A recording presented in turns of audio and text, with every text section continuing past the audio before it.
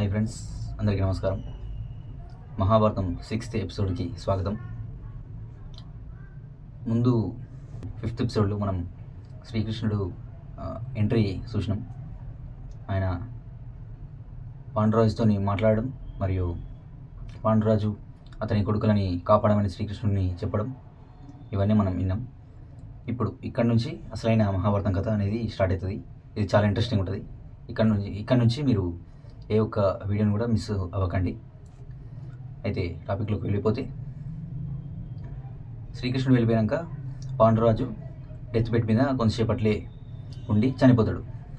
చనిపోయిన తర్వాత పాండురాజు దహనానికి ఏర్పాటు చేసి ఆయనని దహనం చేసేస్తారు.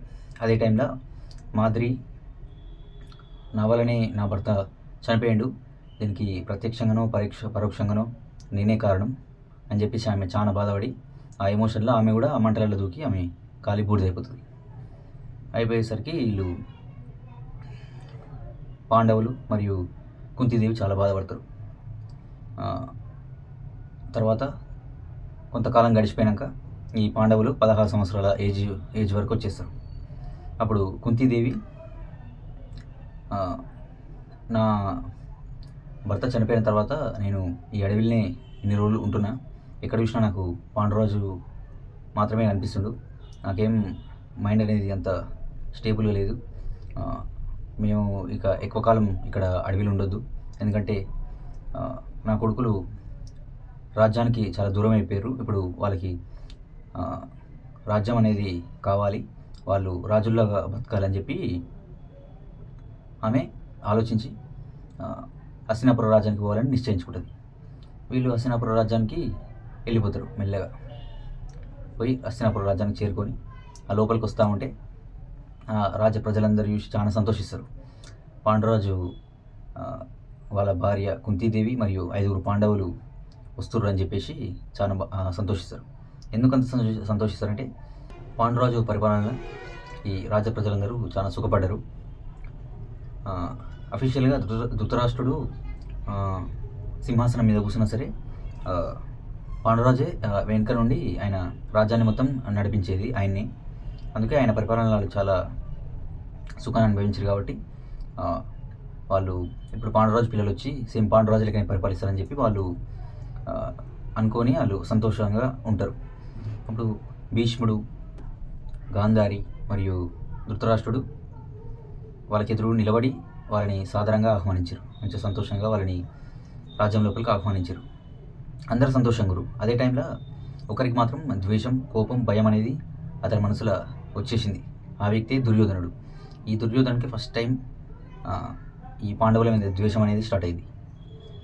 ఎందుకంటే ఈ పాండవులు ఎప్పటికైనా సరే నా రాజ్యానికి, నా సింహాసనానికి వీళ్ళు నాకు పోటీగా రావచ్చు, నేనే ఇప్పటివరకు ఈ రాజ్యానికి రాజు అవుతా అనుకున్నా, కానీ వీళ్ళు నాకు పోటీకి వచ్చారు కాబట్టి ఎన్నటికైనా వీళ్ళతోటి డేంజరే అని చెప్పేసి ఆయన మనసులో అసూయ అనేది బాగా ఏర్పడుతుంది. అందరికంటే ఎక్కువ అసూయ భీముడి మీద ఏర్పడుతుంది. ఎందుకంటే భీష్మునికి భీముడు చాలా నచ్చిండు. భీముడు ఆ శరీర దృఢత్వంతో మంచి బలంగా, బలిష్టంగా, పుష్టిగా, మంచి ఆనందంగా, ఎనర్జెటిక్గా ఉంటాడు. అది చూసిన భీష్మునికి భీముడు చాలా నచ్చుతాడు. అందుకే ఈ భీముడి మీద ఈ దుర్యోధనునికి ఎక్కువ పగ అనేది, ద్వేషం అనేది వచ్చేసింది. అయితే ఈ పాండవులు మంచిగా రాజ్యంలో లోపలికి వస్తారు. రాజ్యంలో ఇష్టమైన వంటలు వండిపించుకొని తింటారు, మంచిగా ఆడుకుంటారు, ఆనందంగా సంతోషంగా ఉంటారు. అదే టైంలో ఈ దుర్యోధనుడు భీముని పిలిచి, భీమా, నాతోటి నువ్వు మల్ల యుద్ధం చేయగలుగుతావా? నన్ను ఇప్పటివరకు మల్ల యుద్ధంలో ఏ ఒక్కరు ఓడించలేదు, నువ్వు కూడా నా చేతిలో ఓడిపోతావు మల్ల యుద్ధం చేసి, తమ్ముంటే నాతోటి మల్ల యుద్ధం చేయని చెప్పి ఆయన మల్ల యుద్ధాలకి ఆహ్వానిస్తాడు. అప్పుడు మల్ల యుద్ధం స్టార్ట్ అవుతుంది. అందరూ ఈ మల్ల యుద్ధం జస్ట్ ఎంటర్టైన్మెంట్ కోసం, ఏదో టైంపాస్ కోసం పిల్లలు ఆడుకుంటారు, చేస్తారు అని చెప్పి అందరూ అనుకుంటారు. కానీ దుర్యోధనునికి మాత్రం అది తన ఆధిపత్యాన్ని నిరూపించుకోనికి ఒక అవకాశం.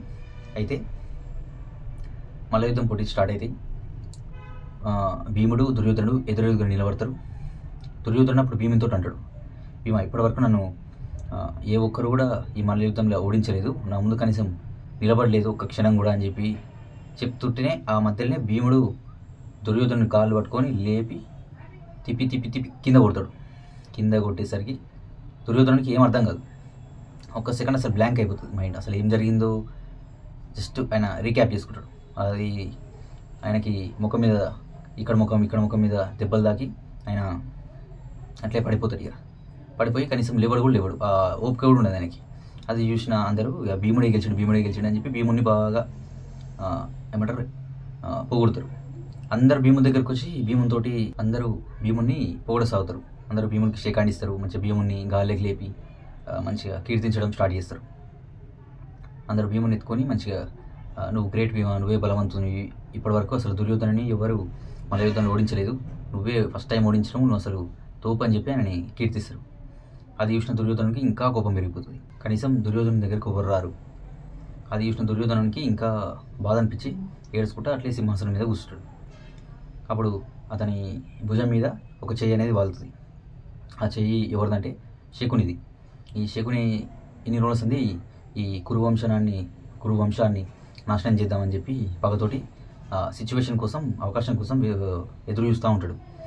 ఇప్పుడు ఈ దుర్యోధన రూపంలో ఈయనకి పగ తీర్చుకునే అవకాశం లభించింది అని చెప్పి ఆ దుర్యోధను దగ్గరికి పోయి ఆయన మీద చేయేస్తే దుర్యోధనుడు అప్పుడు ఈ పాండవులు వీళ్ళని చూస్తే నాకు అసూయతోటి నా కడుపు మొత్తం రగిలిపోతుంది, వీళ్ళని ఎట్లనైనా సరే నాశనం చేయాలి మామ అని చెప్పి చెప్తాడు. చెప్పేసరికి శకుని, దుర్యోధన నీకు దేవుడు నోరిచ్చింది అందరితో మాట్లాడనీకే కాదు, నీ మాటలు ఎవరు తెలియకుండా నీ లోపలనే దాపెట్టుకోనికి, అవసరం వచ్చినప్పుడు ఆ మాటలని ఉపయోగిస్తూ విషం ఎక్కిస్తూ అవకాశం కోసం ఎదురు చూస్తూ వాళ్ళని అవకాశం కోసం వచ్చినప్పుడు దెబ్బ కొట్టి నాశనం చేయడానికి నీకు దేవుడు నోరిచ్చాడు.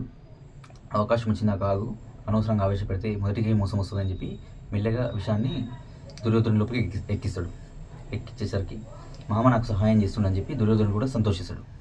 అప్పుడు కొన్ని రోజుల తర్వాత ఈ భీష్ముడు వీళ్ళకి గుర్రపు స్వారీల